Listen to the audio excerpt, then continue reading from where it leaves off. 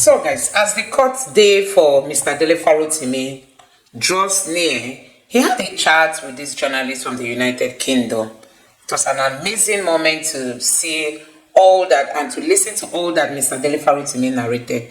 You need to take your time, watch this video, and we must really give a kudos, a very big kudos to Mr. Dele Farotimi. This is a man who is ready to withstand, the powers that be. Just take your time and watch this video and let me know your thoughts in the comment section below. Take a look. Today, we have an exclusive interview with Dele Farotimi, perhaps Nigeria's most famous political activist and lawyer, who's just come out of jail. He's out on bail after being accused of defamation. The man who he has allegedly defamed, Afe Babalola, is himself a senior lawyer, and Dele, in his latest book, accuses him of corruption, and he doesn't stop there. Dele accuses the entire Nigerian justice system of being rotten from top to bottom. The book, Nigeria and Its Criminal Justice System, has been banned by the authorities, but since his arrest, its sales have skyrocketed. Now, geography matters in this case. Dele is in Lagos, but he was arrested, he says abducted, and driven hundreds of kilometres away to a city where defamation is a more serious offence. So what does Dele Farotimi's case tell us about Nigeria today? To unpick this complex but important story, I was joined by Patrick Smith, editor of Africa Confidential, and Donu Kogbara, writer, broadcaster and commentator who's in the Nigerian capital, Abuja. You're in Lagos, Dele, is that right? Yes, I am. Welcome to Africa Here and Now. Now, as I understand it, I'm not a lawyer, but we can't go into the details of the legal charges that have been levelled against you for fear of breaching sub judice rules. But we can ask you why you think you ended up in jail with a slew of defamation allegations against you. Let's just say that I didn't expect the subjects of my book to embrace me and smoke the peace pipe and sing Kumbaya. I always expected that there would be react. This is the book, by the way. It's called Nigeria and Its Criminal Justice System. You obviously offended some people, if not a single person. As I say, we can't go into the details of that, but it was the offence apparently in this book that got you into trouble. Is that right? Yes. It's the events recorded in the book that offended the principalities and powers in my country. Let's just put it that way. The things I had to say in the book, the events I recorded for posterity in the book, the totality of the offenses that I'm alleged to have caused and the crimes I'm supposed to have committed are encapsulated right there in the book. That's what it's all about, nothing more. And you were detained for about 3 weeks. That seemed to have had a fairly overwhelming effect on you. I looked at some videos you made shortly after your release, and it seemed you seemed completely and profoundly moved by what had happened to you. Let's say that, number one, the word detained in Nigerian lexicon speaks to the military era where an individual could summarily, at his pleasure, have somebody detained. Now, I said somebody, I didn't use the word citizen. You can't detain a citizen because citizenship it presumes the rule of law if you're talking citizenship. So in the days of the military, because we could not be citizens since we were not governed by law, it was all right for somebody to summarily detain a person. In this case, I would prefer that we use the word imprisoned, because a process that advertises itself as being lawful had me remanded in prison custody. Now, the legality of that process will become the subject of litigations in the coming days, because it is my contention that the law did not apply in my imprisonment. I was imprisoned without the due process of the law. I was abducted from my office in Lagos. Policemen crossed 5 state lines from Ekiti to come to Lagos to abduct me in my office. These policemen picked me up and took me in company of a private security person who works for Mr. Afe Babalola. They abducted me from my office and hauled me before a magistrate on a charge that is unknown to law in Ekiti State. And I was sent to prison on account of that.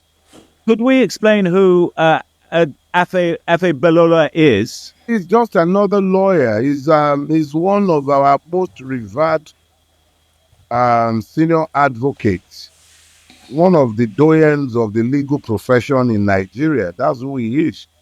Just another individual as myself.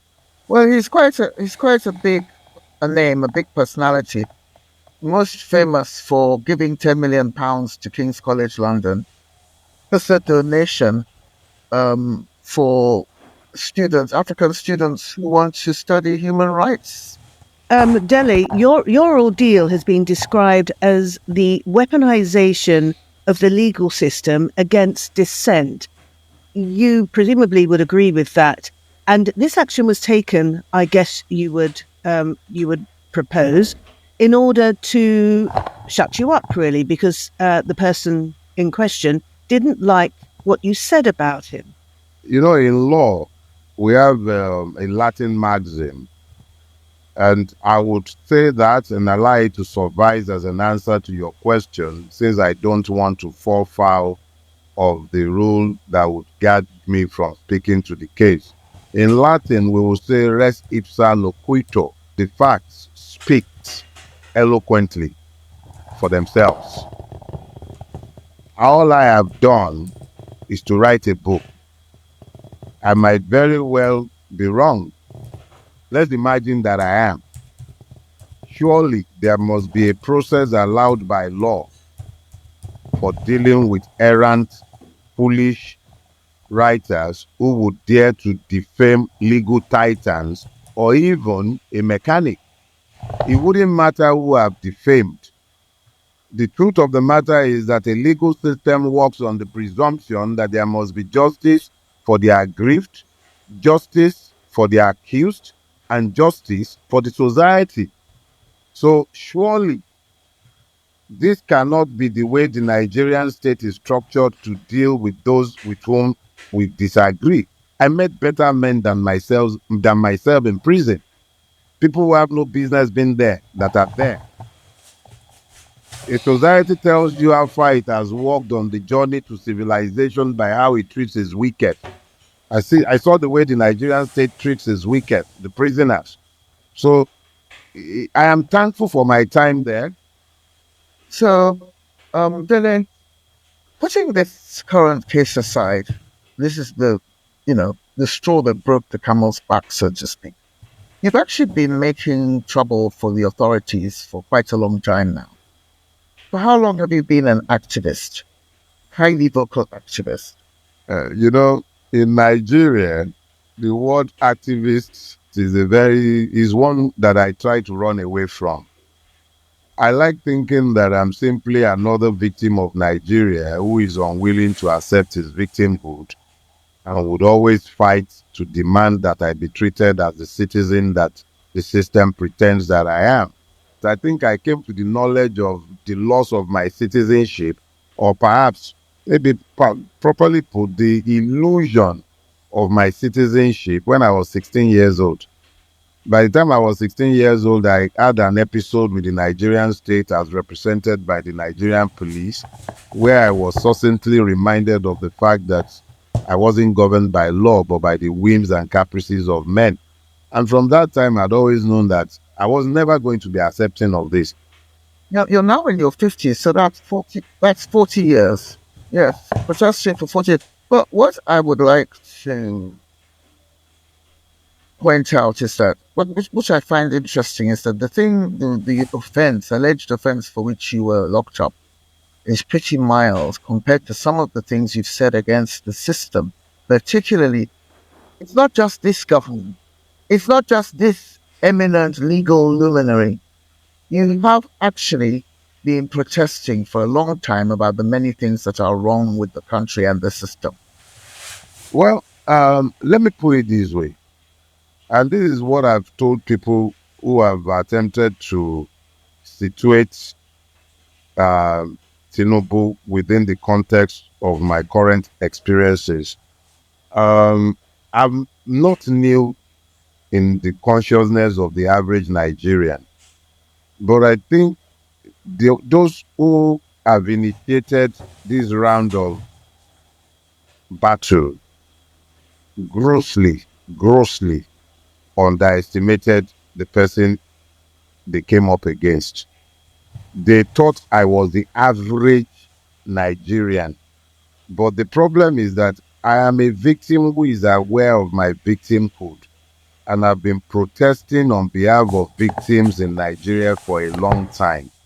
So it was easy for the other victims to find their voices in demanding my release. It was a vicarious battle that they fought for themselves. They were not just fighting for me, they were also fighting for themselves. So it was a battle that those who picked me up did not expect. I've suffered persecution on multiple levels from the state and the system, but it had never come into the public glare. I didn't bring it into the public glare.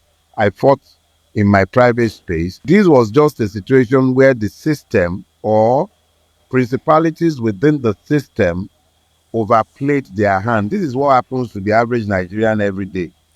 Mine just happened to be one of those cases where the average Nigerian found his voice.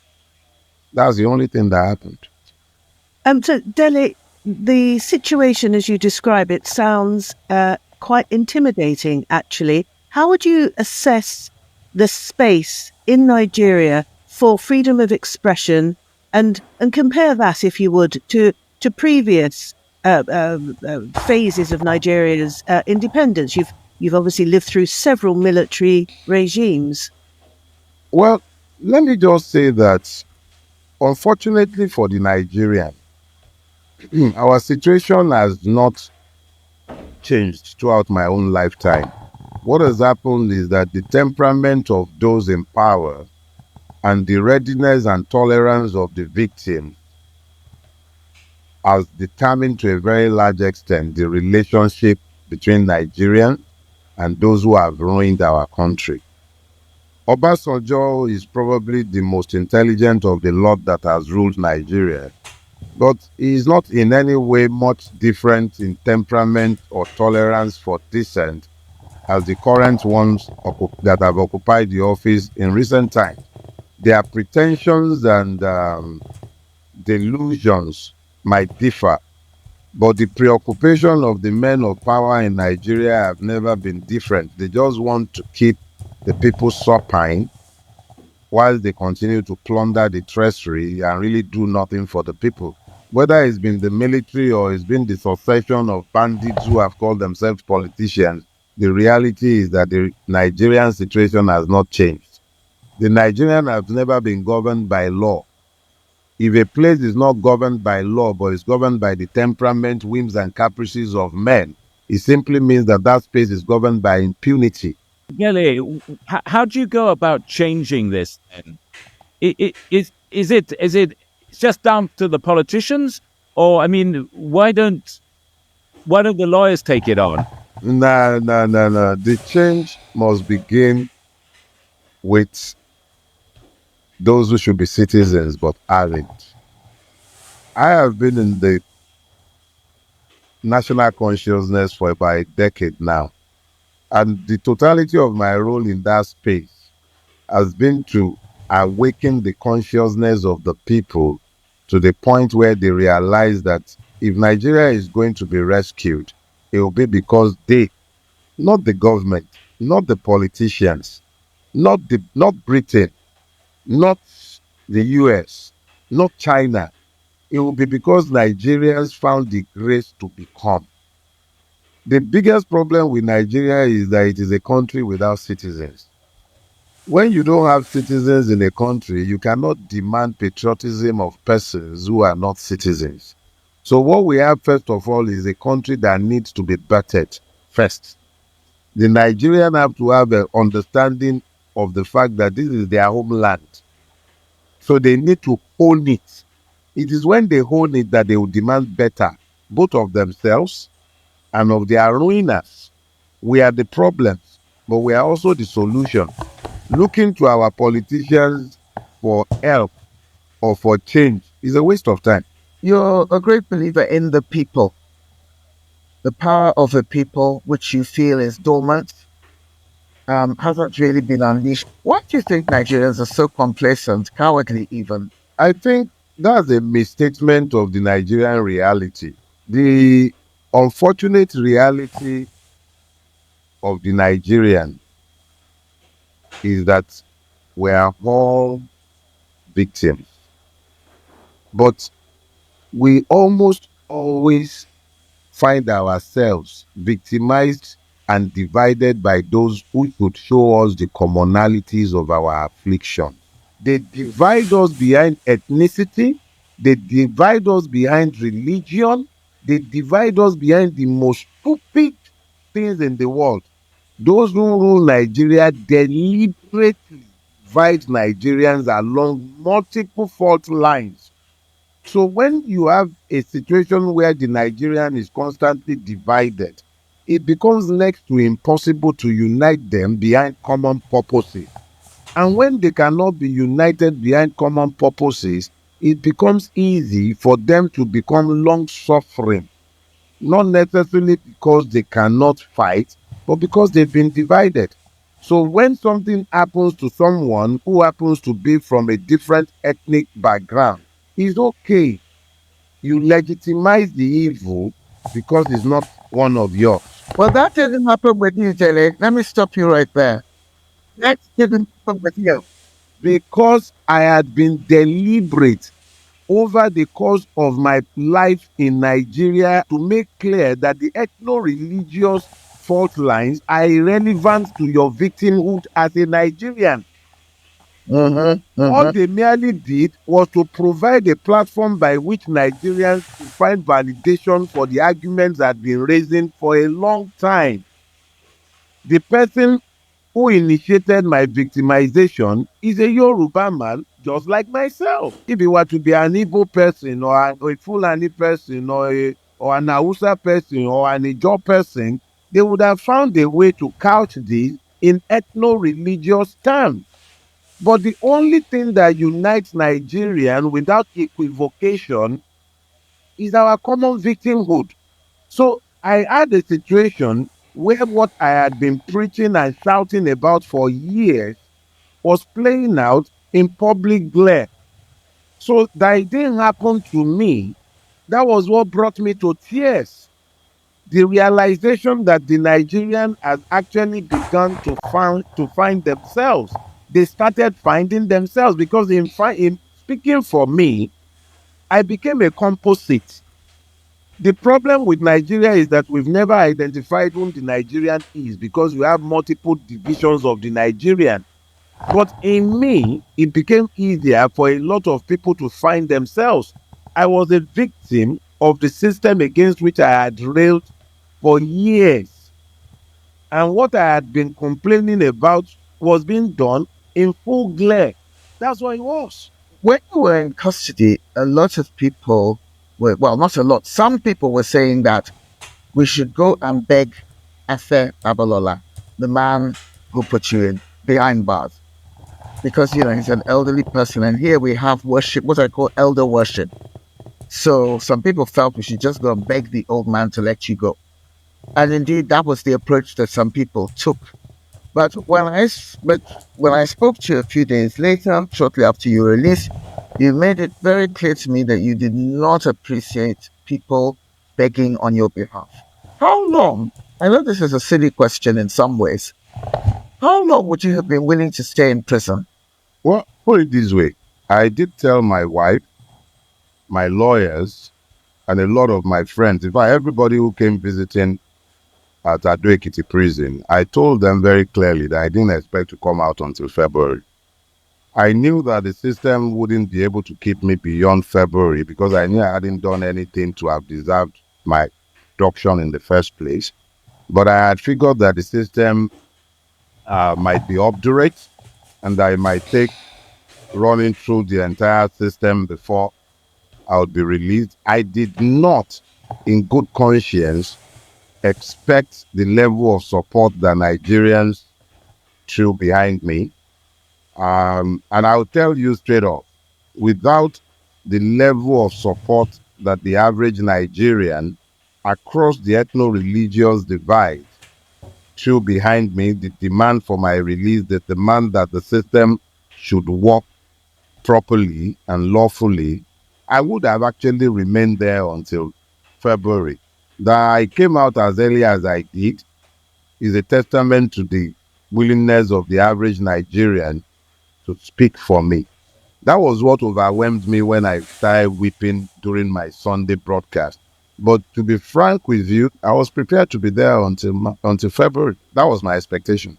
And the picture you've painted of Nigeria today, Dele, is a pretty bleak one. But the rallying behind your cause seems to have given you at least some cause for optimism.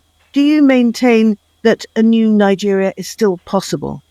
Oh, how died the day I stopped believing in that.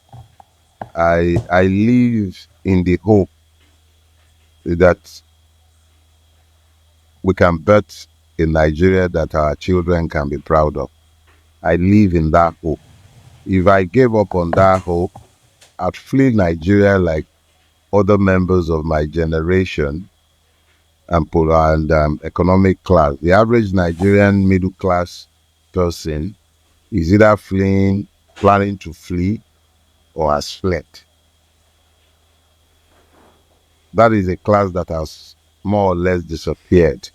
I live in the hope and faith and believe that it is possible to birth a Nigeria that can be a first world country in a couple of generations because we have both the human and material resources to get it done. So yeah, I believe, and it gave me a lot of hope. And that ends our first episode of Season 4. You can see all of our past shows on our YouTube channel or on the website africahereitnow.com. Yes, Mr. Dele Farotimi had a very unique time with these journalists. You could see that the international leaders and the world at large is watching and seeing all what is going on in Nigeria. Like somebody was talking about Tinubu going to, the last was a G20 meeting that he had, and he was telling them that we can't feed our children, our school children and all that. Somebody was saying, okay, I think it's Mr. Dele Farotimi that said it in his video, that Tinubu was making that statement, but if you look at the watch he was wearing, those leaders he's expecting to get money from, they were not wearing expensive watches like, the president of Nigeria. If you go and check the jets that those people came to that program with, none of them have the kind of jets that Mr. Tinubu is parading. And still, he will walk up to them and begin to tell them that Nigeria cannot do this. Nigeria, you are looking for money, but you live a more luxurious life than those you are asking money from. So, guys, I'm just telling you that Nigeria has lost it, because as it stands now, there's no country that does not know Nigeria is rich, but it's just that the managers, we have poor managers, The management is something else. Everybody is getting to understand that. Many countries of the world are getting to understand that. Because like when you go to the outside world, and you might find yourself someone, people will be wondering, why are you here when your country has so much oil? Why are you here when your country has this? Why are you here when your country can afford this? They don't know that our country has that is just for themselves and for their children. Our country have all those is just for them and the people close to them. It's not for the general masses. It's not for the general masses. And you just find out that what's happening in Nigeria, honestly, one cannot believe that this country is not even on track to start recovering. We are still struggling with the cabals. See what is happening in Lagos State now. Tinubu wants to come back in 2027. He still wants to contest. And then his son also wants to contest in 2027. Because they believe that with the influence of Tinubu, he will be able to win Lagos State. That's what they believe. That is, and Tinubu's influence will help him win. If he feels he's popular, he should dash up to the streets and go and test his popularity, not to be dependent on Tinubu. I'm just wondering how the country is going to look like when you hear that somebody is running for president, his son is running for state. You keep wondering and asking if they are the only ones in Nigeria. Are they the only ones that have the capacity? Are they the only ones that can work? Are they the only ones? You know, these are the questions Nigerians should be asking, if Tinubu and his son are the only ones that they want to be in power at all costs come next election. Anyway, until then, let's see how it's going to play out. Honestly, obedience are ready for whatever. Let me know your thoughts in the comment section below. Please don't forget to subscribe to the channel, turn on the notification bell. Please give this video a like so that YouTube can recommend it to others, and drop your thoughts in the comment section below. Thank you.